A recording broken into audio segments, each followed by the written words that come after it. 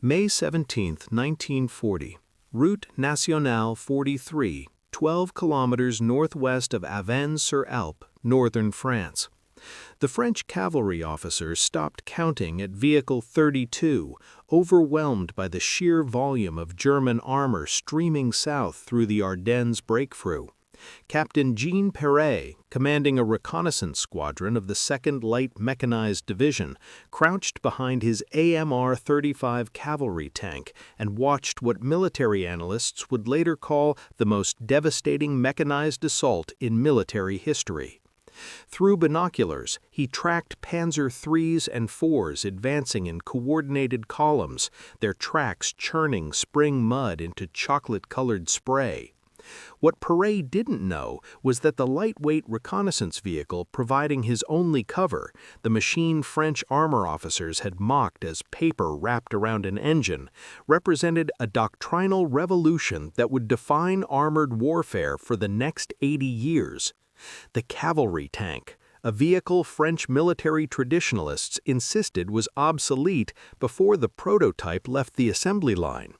But between 1933 and 1940, a handful of French engineers and reform-minded cavalry officers had created something that shouldn't have been possible: a reconnaissance vehicle so fast, so mechanically reliable, and so doctrinally advanced that it would influence tank design across every major military force for generations. And in the chaos of May 1940, as France collapsed under German assault, these dismissed tin cans were the only French armored vehicles consistently achieving their tactical objectives. The story begins not with the AMR-35, but with a catastrophic failure in Morocco that changed French military doctrine forever. September 1925. The Rif Mountains, Spanish Morocco. French colonial forces pursuing Abdel Karim's Berber insurgency discovered that heavy Renault FT tanks, the vehicles that had won the Great War, were useless in mountain warfare. The FT weighed 7 tons, achieved a maximum speed of 4 miles per hour on rough terrain, and broke down constantly on mountain tracks.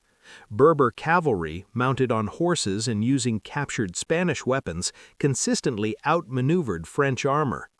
General Philippe Pétain, commanding French forces, submitted a scathing operational assessment to the Ministry of War. The report's conclusions circulated through French military academies. The next war would not be fought from static trenches. Modern warfare required mobility, reconnaissance, and the ability to exploit opportunities faster than enemies could respond. Heavy tanks were fortresses, but fortresses couldn't pursue a retreating enemy or scout enemy positions 20 miles ahead of the main force. The French cavalry, facing potential obsolescence as military budgets shifted toward mechanization, seized the opportunity. If the army wanted mobile reconnaissance, the cavalry would provide it, but with tracked vehicles instead of horses. General Jean-Baptiste Estienne, who had pioneered French tank warfare during the Great War, drafted specifications for what he called an auto-mitrailleuse de reconnaissance, literally a machine gun vehicle for reconnaissance. The requirements appeared contradictory. The vehicle needed to achieve speeds exceeding 30 miles per hour cross-country. It required a range of at least 120 miles without refueling. Armor needed to protect against rifle-caliber bullets but remain light enough for speed. The crew compartment must accommodate 2 men with excellent visibility. And critically, the entire vehicle must weigh less than 5 tons to cross civilian bridges and be transported by standard railway cars. French armor officers declared the specifications impossible. Existing tank engines couldn't achieve the required speed-to-weight ratio. Armor thin enough to meet weight limits would be penetrated by machine gun fire. The cavalry was attempting to build a vehicle that contradicted fundamental engineering principles. Estienne ignored them. In 1931, he approached Renault with a contract for prototype development. The prototype that emerged in 1933 looked nothing like a tank. The AMR-33, Renault's first attempt, resembled a metal box mounted on a tracked suspension. The hull, constructed from riveted armor plate ranging from 9 to 13 millimeters thick, weighed only 4.5 tons.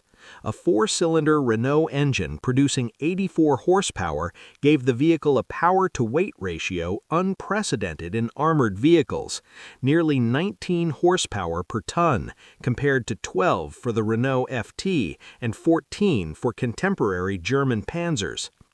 The suspension used a modified version of Renault's agricultural tractor design, 5 small road wheels per side, each independently sprung with leaf springs. This design, dismissed by heavy tank advocates as agricultural equipment, allowed the AMR to traverse terrain at speeds that would destroy conventional tank suspensions. The maximum road speed exceeded 37 miles per hour. Cross-country speed in moderate terrain reached 20 miles per hour. The AMR-33 was, by a substantial margin, the fastest tracked vehicle in any European military. The first production models entered French cavalry service in 1934. Initial deployment went to the 4th Dragons, stationed near Paris. Colonel Jean Flavigny's training program focused not on tank combat, but on reconnaissance operations, how to advance rapidly toward suspected enemy positions, observe and report without being detected, and evade engagement if surprised by superior forces. The tactical concept was revolutionary.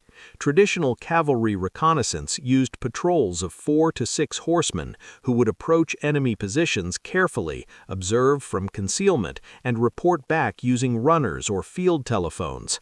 The process took hours. Flavigny's AMR units operated differently. A reconnaissance section of 3 AMR-33s would advance on parallel routes 500 meters apart, maintaining radio contact, achieving positions 20 to 30 kilometers ahead of the main force. When enemy contact occurred, the AMRs didn't fight. They reported enemy strength, position, and disposition, then withdrew at speeds no pursuing force could match. French infantry officers watching these exercises were incredulous. The AMRs looked fragile, their 9mm armor thinner than some armored cars. Their 7.5mm machine gun armament couldn't penetrate even light tank armor. In direct combat against German Panzers, an AMR would be destroyed within seconds. But Flavigny's doctrine didn't envision direct combat. The AMR's purpose was information, not destruction. Speed wasn't a luxury, it was the primary survival characteristic. An AMR surprised by enemy armor didn't need to fight, it simply accelerated away at 35 miles per hour, faster than any pursuing vehicle could follow. At a demonstration in June 1935, attended by senior officers from all branches, one colonel from the infantry remarked loud enough to be overheard that the vehicles resembled paper wrapped around an engine and would be destroyed by the first serious engagement. The comment circulated through French armor circles, becoming the standard dismissive description, paper tanks. But while French heavy tank advocates mocked cavalry reconnaissance vehicles, military observers from other nations paid attention. Soviet officers attending French military exercises submitted detailed reports on AMR capabilities. German military intelligence obtained technical specifications. British War Office analysts studied French cavalry doctrine, recognizing concepts that contradicted their own tank development. The AMR-35, introduced in 1936, refined every aspect of the original design. Renault engineers addressed the AMR-33's limitations systematically. The new model featured improved armor, 13 millimeters on the hull front, protecting against armor-piercing rifle rounds at all but point-blank range. The suspension received heavier springs and reinforced road wheel assemblies. The engine was upgraded to a new Renault 85 horsepower unit with improved cooling. But the most significant change was doctrinal. The AMR-35 was designed from the beginning as a reconnaissance platform integrated with radio communication networks. Every production AMR-35 included an ER-29 radio set, enabling real-time communication with battalion headquarters and adjacent reconnaissance units across distances exceeding 30 kilometers. This capability transformed reconnaissance operations. Pre-radio reconnaissance required scouts to physically return to headquarters to report enemy positions, introducing delays of hours. With radio-equipped AMRs, enemy formations were reported within minutes of detection. The French cavalry ultimately procured 167 AMR-35 vehicles between 1936 and 1940. Production numbers were constrained by budget limitations and by resistance from heavy tank advocates, who argued that resources should be concentrated on Char B-1 heavy tanks and Somua S-35 medium cavalry tanks. The German invasion of Poland in September 1939 demonstrated what mechanized warfare actually meant. Panzer divisions, combining tanks, motorized infantry, and artillery with coordinated air support, achieved breakthrough and exploitation at speeds that made great war concepts obsolete. The campaign lasted 36 days. What French planners failed to anticipate was that German doctrine had evolved beyond simple breakthrough operations. The concept of blitzkrieg emphasized speed, disruption, and paralysis of enemy command structures. Panzer divisions would penetrate at weak points, advance deep into rear areas, and destroy command posts, supply depots, and communication networks. This doctrine depended absolutely on reconnaissance. German success required continuous information about enemy positions, defensive preparations, and routes of advance.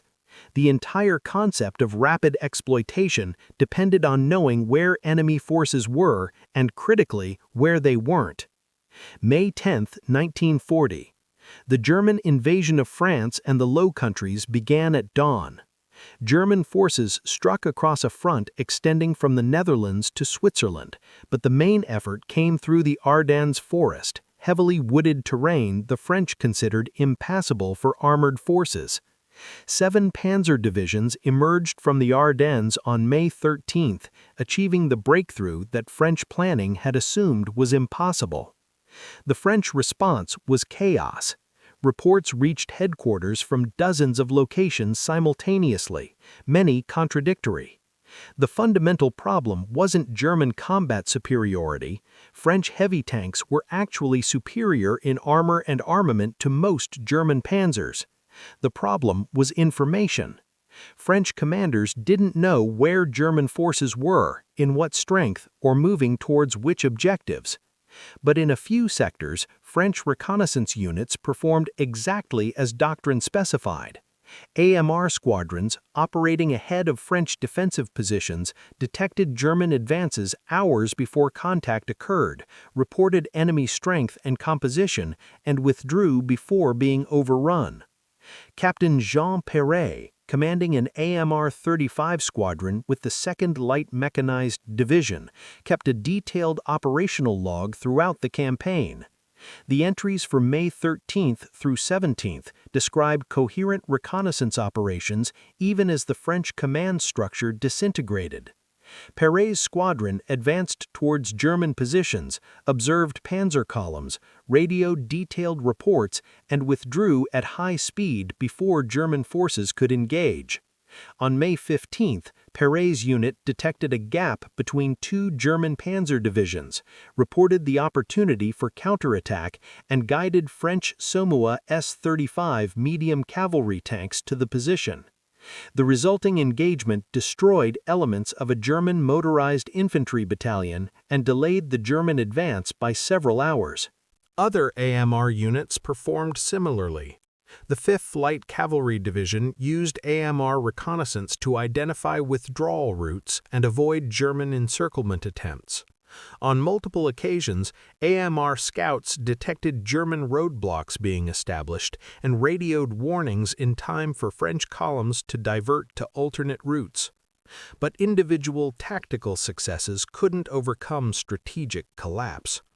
By May 20, German panzer divisions had reached the English Channel, cutting Allied forces in half. On June 22, France signed an armistice with Germany. The fighting had lasted 6 weeks. In the aftermath of defeat, French military analysts attempted to understand what had failed. Official reports blamed everything: inadequate anti-aircraft defenses, insufficient air support, poor coordination with British forces, and outdated defensive doctrine. But the fundamental issue was simpler. French forces fought blind, while German forces possessed continuous, accurate reconnaissance. Except for the AMR units.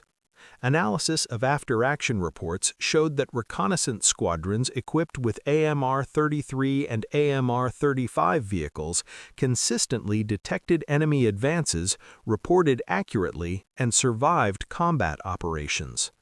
Their tactical effectiveness was limited not by the vehicles, but by the collapse of the broader command structure. German forces captured approximately 60 AMR vehicles in various states of repair.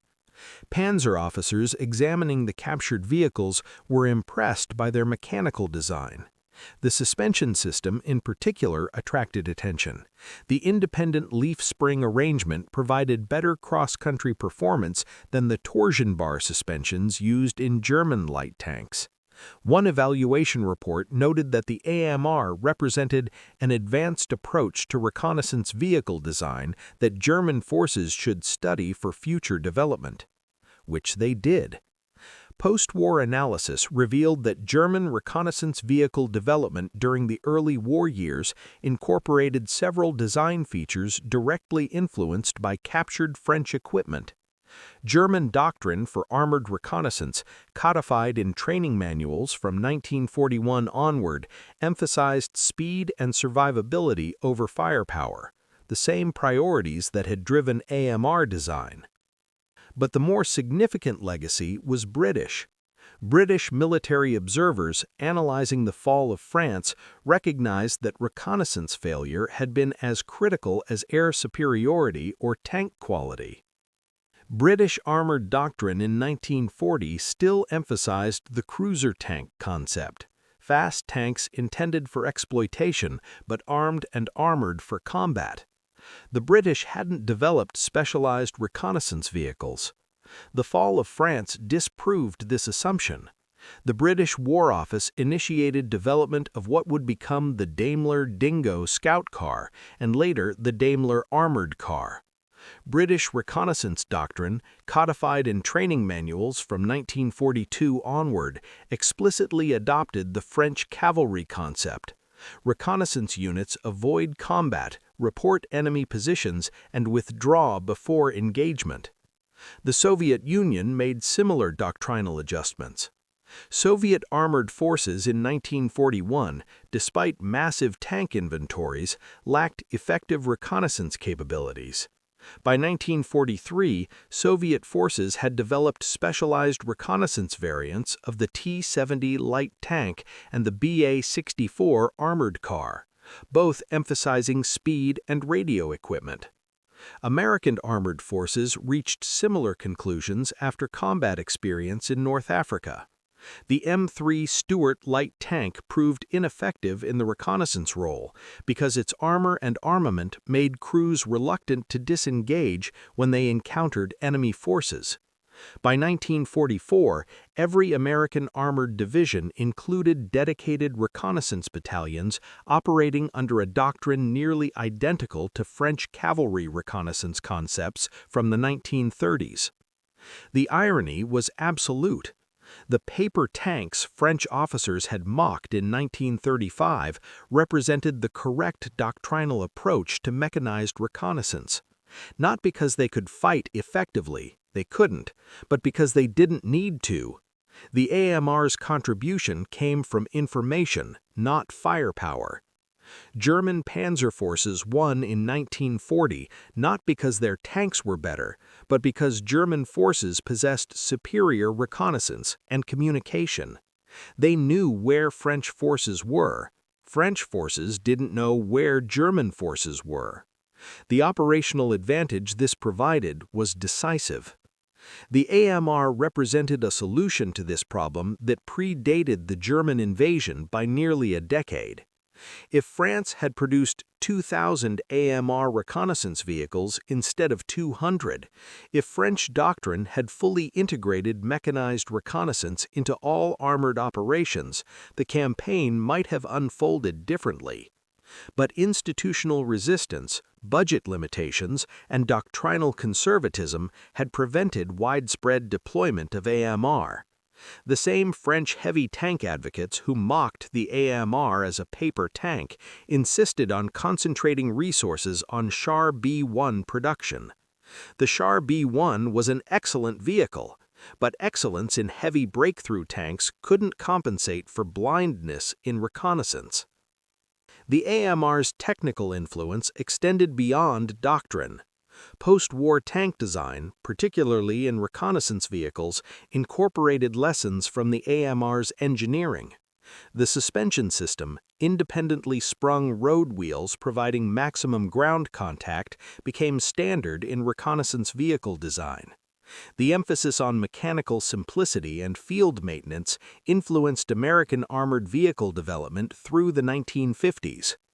Modern reconnaissance vehicles, from American M3 Bradley cavalry fighting vehicles to French AMX-110RC wheeled tanks, prioritize exactly the capabilities the AMR pioneered: speed, range, communication systems, and survivability through mobility rather than armor. The specific technologies have changed, but the operational concept remains unchanged. Reconnaissance vehicles observe, report, and survive. They don't fight unless surprised, and when surprised, they withdraw at maximum speed.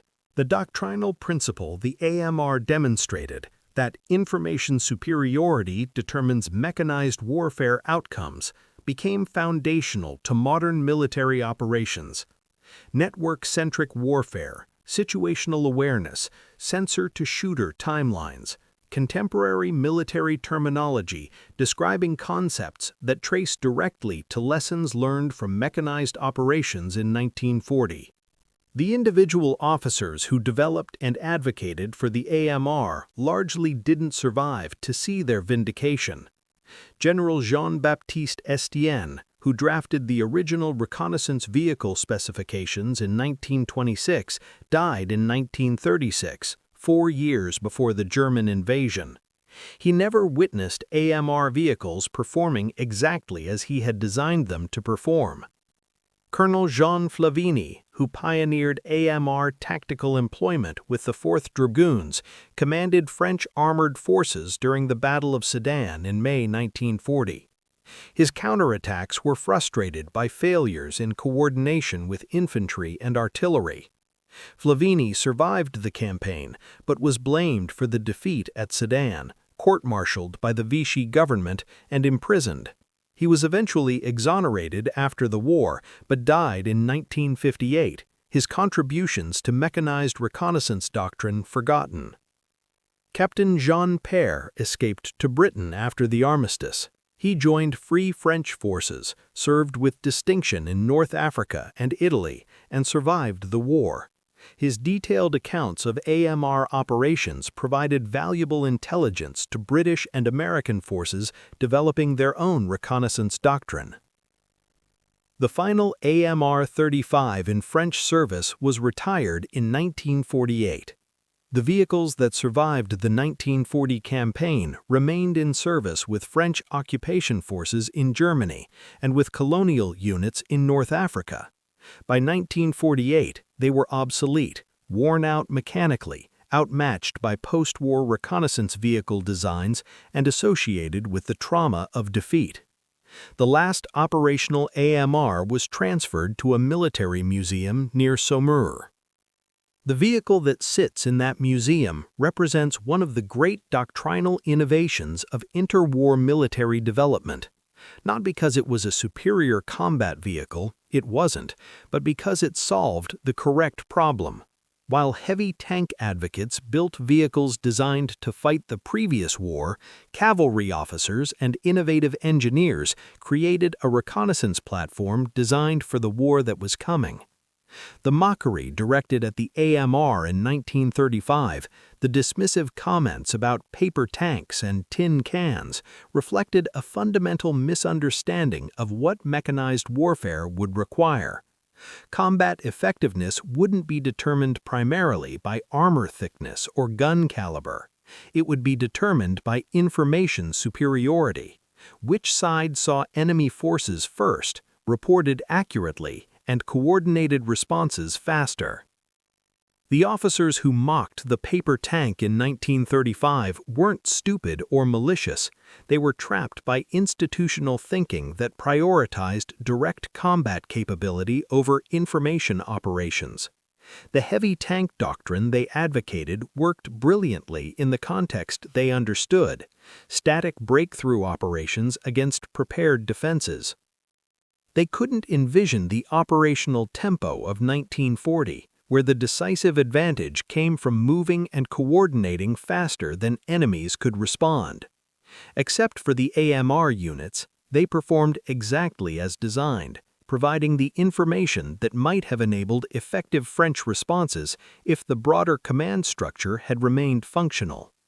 The vehicles survived, the crews performed their missions, the concept worked, but the institutional framework to exploit that information had collapsed. The lasting lesson isn't about specific vehicles or technologies. It's about institutional resistance to doctrinal innovation. The AMR represented a correct solution to the fundamental problem of mechanized warfare, but institutional skepticism, budget limitations, and conservatism prevented widespread adoption. When the war came, France possessed perhaps 200 reconnaissance vehicles that worked as intended, and several thousand heavy and medium tanks that fought blind. Modern military forces studying this history recognize the pattern. Transformative military innovations typically face institutional resistance because they challenge existing power structures and require doctrinal changes that invalidate previous investments. 84 years after the fall of France, military forces worldwide operate reconnaissance vehicles that are spiritual descendants of the AMR. The technologies have evolved beyond recognition. Modern reconnaissance vehicles use composite armor, diesel engines, and digital communication networks. But the operational concept remains unchanged. Light, fast vehicles designed to observe enemy forces, report accurately, and survive through mobility rather than combat capability. The paper tank that French officers mocked in 1935 became the doctrinal foundation for reconnaissance operations across every major military force. Not because the specific vehicle was extraordinary, but because it embodied the correct understanding of what mechanized warfare would require: speed over armor, information over firepower, survivability through mobility rather than protection. The officers who designed and advocated for the AMR in the 1930s were vindicated, though most didn't survive to witness it. The concepts they pioneered, specialized reconnaissance vehicles, radio-enabled real-time reporting, survivability through speed, became standard practice across military forces worldwide. The vehicles themselves were forgotten, but the doctrine they represented became foundational. In military museums today, AMR-35 vehicles sit among displays of World War II equipment, their thin armor and minimal armament visible evidence of their unsuitability for direct combat. Museum placards typically describe them as light reconnaissance tanks without explaining the doctrinal revolution they represented. What those placards don't explain is that the humble reconnaissance vehicle represented a more significant innovation than most heavy tanks in the museum. The mockery it received from French officers in 1935 reflected institutional failure to understand what mechanized warfare would require. The paper tank survived to vindicate its design philosophy, even if France didn't survive to employ it effectively. The officers who mocked the paper tank were wrong. The engineers and cavalry officers who built it were right. And modern reconnaissance vehicles, operating with technologies undreamed of in 1935, continue executing the mission the AMR pioneered. See first, report accurately, survive to continue operations. The specific vehicle is forgotten. The doctrine validated persists. Sometimes the paper tank outlasts the fortress.